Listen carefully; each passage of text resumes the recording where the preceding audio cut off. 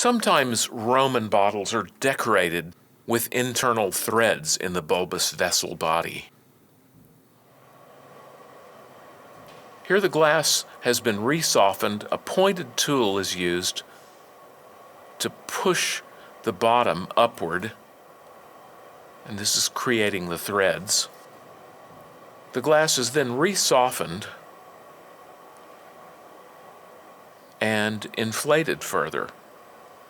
And as the inflation takes place, the threads stretch.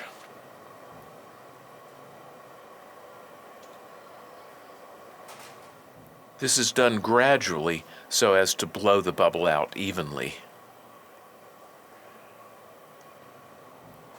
The jacks are rubbed on the glass to cool it in areas where less inflation is wanted.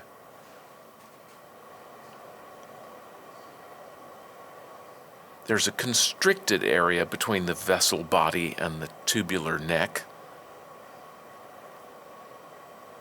Again, as blowing continues, the threads grow longer and smaller.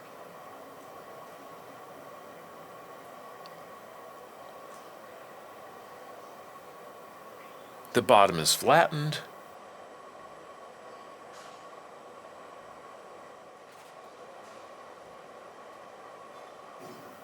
And the vessel can be transferred to a puntee, opened, and finished.